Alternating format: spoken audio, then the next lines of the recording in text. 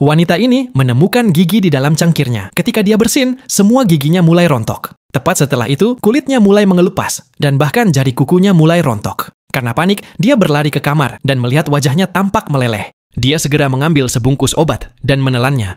Saat itu wajahnya perlahan kembali normal, namun kemudian seluruh tubuhnya menghilang lagi. Lalu semua sel dalam tubuh dengan cepat mulai menata ulang. Ketika Julie terbangun, dia sudah terbaring di ranjang rumah sakit. Pada saat itu, otaknya sudah berkembang hingga 50%. Dia perlu menemukan lebih banyak obat untuk merangsang otaknya. Begitu Julie melangkah keluar, seorang polisi menghentikannya. Hanya dengan lambaian tangan, semua orang jatuh ke tanah dan peluru berjatuhan dari senjata mereka. Para pemimpin geng tersebut membunuh para polisi dan mencoba mengambil sisa narkoba. Sebelum mereka sempat menyelesaikannya, Julie menghentikan musuh.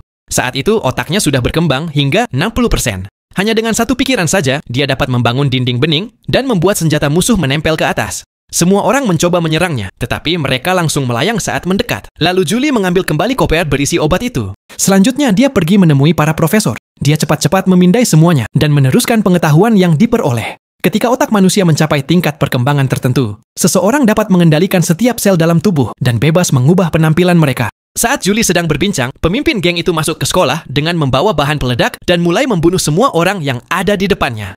Dia meminta para profesor untuk menyuntikkan semua obat ke dalam tubuh agar otaknya dapat terus berkembang. Dia menarik napas dalam-dalam dan menyerap semua obat sekaligus. Obat itu menyerbu ke dalam tubuhnya dan kilatan cahaya keluar dari mulut. Ketika dia membuka mata lagi, lengannya berubah menjadi hitam dan terulur keluar. Tak lama kemudian, seluruh peralatan di lab terserap dan otaknya mencapai perkembangan 80%. Dia menciptakan medan absolut dan membentuk superkomputer. Saat itu otaknya sudah mencapai 90%. Di luar, musuh menggunakan meriam untuk mendobrak pintu. Dalam sekejap, Julie melakukan perjalanan melintasi ruang dan waktu. Dengan satu gerakan, dia bisa menghentikan waktu dan bisa mempercepatnya. Dalam sekejap mata, Julie tiba di zaman kuno dan melihat kera pertama di bumi.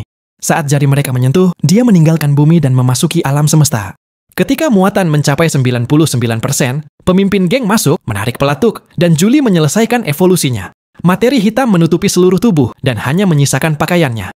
Pemimpin geng itu terkejut, dan polisi pun segera menembaknya. Dari materi hitam itu, sebuah flash disk kecil keluar dan menyerahkannya kepada sang profesor. Itu adalah hadiah terakhir yang ditinggalkan untuk umat manusia. Ketika polisi bertanya di mana Julie berada, profesor itu mengeluarkan ponselnya dan menjawab ada di mana-mana.